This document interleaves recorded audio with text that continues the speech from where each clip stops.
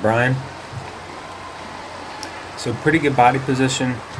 Hips and legs they're good. They could be a little higher, but that's good. And your extension is pretty good. A couple things you could work on as far as the above water view. When you extend, you can see that there's a little bit of space in between your head and your shoulder. You really want to close that down so that you're reaching as far as possible. It could be some flexibility, but that's one improvement.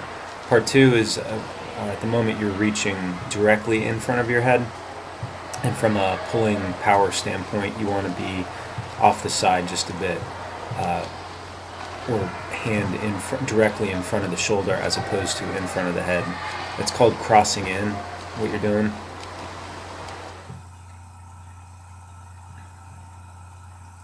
Alright, and then underwater, get a view of what's going on here. So with that right arm, you're getting some of that high elbow catch that you do want to see.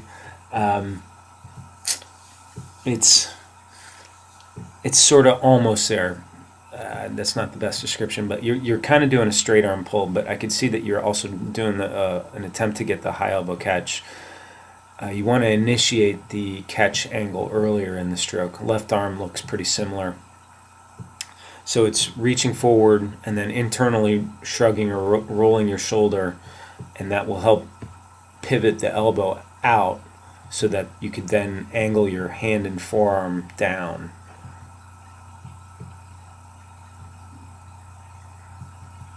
So you're close, not quite there. Hopefully, in between the clinic and me making this video, you've been able to work on it. The kick looks like it supports your strokes. Kicking from a triathlon perspective is you just want it to support. You don't want to spend too much energy on your legs.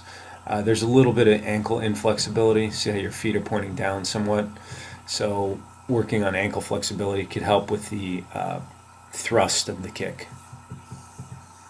All right, and then this view,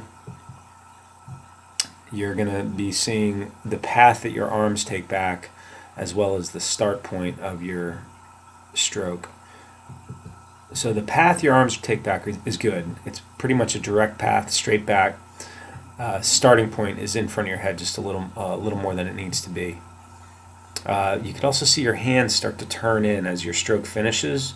You want that hand to stay flat to the back wall as long as possible so that you're pushing all the way through. You pull in the front, push in the back. All right, so freeze frame.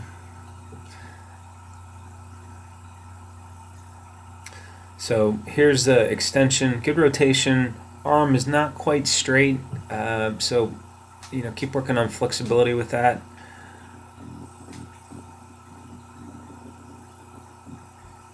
There's a bit of space in between your shoulder and your head, but you're turning to breathe there, so that's gonna change it up. And then the angle is what I'm looking at. So that upper arm and forearm. So here it's all more or less one line, and right here you start to get some of the catch. You can see your hand and forearm taking just a little bit of a different angle from the upper arm. But then at this point we're back to a straight arm. So the issue with the straight arm pull is that first third or 25% of the stroke, a lot of effort is going into just pushing the water down, and so you're missing out on that.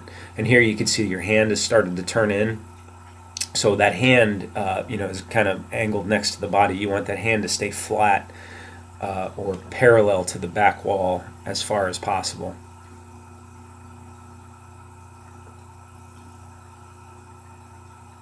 Left arm, pretty similar. Extension going here, pretty good, could be a bit better. Rotation is fine, no problem with the rotation. It's just really stretching that lat out as well as possible on the extension. And then upper arm, forearm angle, straight arm, getting just the littlest bit of a high elbow catch. Same issue, that you're just pushing water down at the beginning more than pulling it back.